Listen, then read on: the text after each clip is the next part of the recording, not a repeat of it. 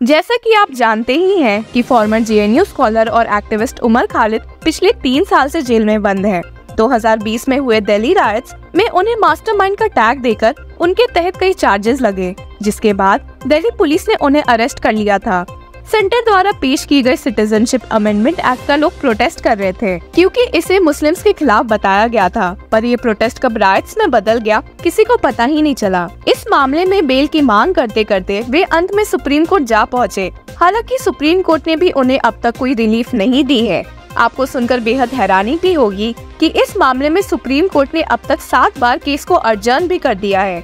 जी हाँ, पूरे 7 बार। 18 मई से चला आ रहा ये मामला अब जाकर 1 नवंबर के लिए लिस्ट किया गया है। सीनियर एडवोकेट कपिल सिब्बल, जो कि खालिद की ओर से पेश हुए थे, ने सुप्रीम कोर्ट को पिछली हियरिंग में ही इस मामले में एक फैसला देने को कहा था।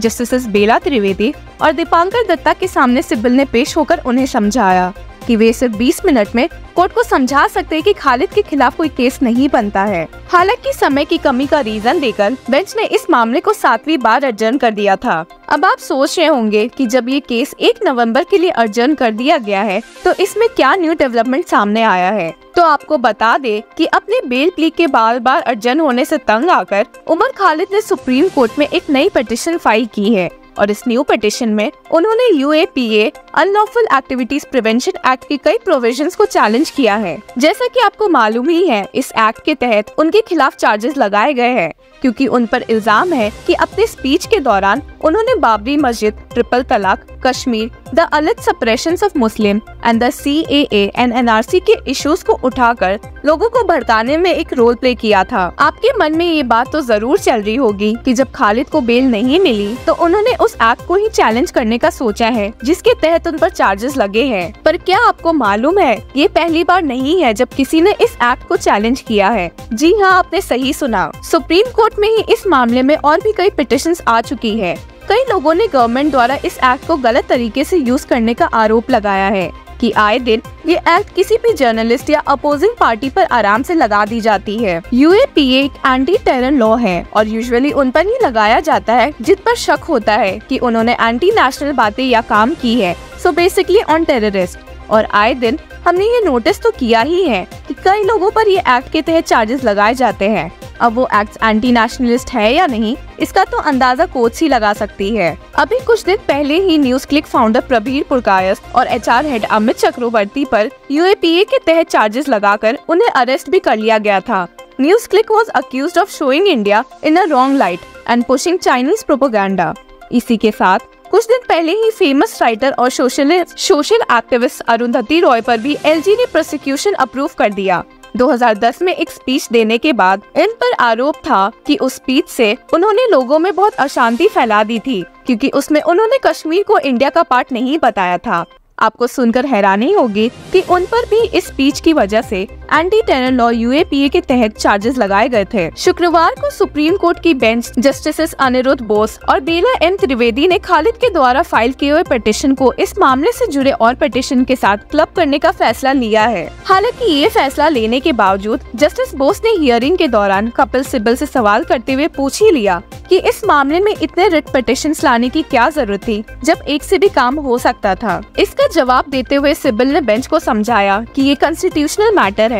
He said, "So many things are happening forcing our hands. When enough petitions are there, we can tell the Chief Justice that it is affecting a number of people and ask for a hearing. If there's only one petition, it gets delayed." हालांकि justice Bose ने symbol को समझाया कि उन्हें पूरा यकीन है कि अगर कोई इम्पोर्टेंट मैटर है तो उसमें एक प्ली की भी सुनवाई हो सकती है। और इसी के साथ इस मामले की हियरिंग समाप्त हुई। हालांकि आपको बता दे कि जिस पिटीशंस के साथ सुप्रीम कोर्ट की बेंच ने खालिद के इस पिटीशन को टैग किया है, उस मामले में एक रेगुलर हियरिंग होनी अभी भी बाकी है। Despite a bench headed by then chief justice of India NV Raman issuing a notice to the center in November 2021 on 2 petitions moved by 2 advocates and a journalist challenging the UAP constitutional validity.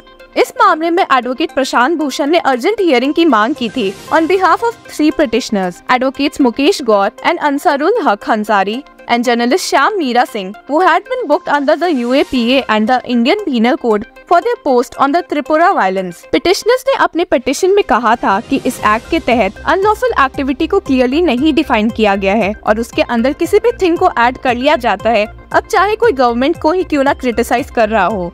They had also argued that this provisions violated Articles 14 equality, 19 free speech and 21 right to life and liberty of the Constitution। आपको बता दें कि ऐसा एक और similar petition foundation of media professionals द्वारा file किया गया था और ये मामला तब के CJI UU ललित के सामने पेश हुआ था, जिन्होंने पिछले साल सितंबर में इस मामले में सेंट्रल गवर्नमेंट को क्विक नोटिस इशू किया था।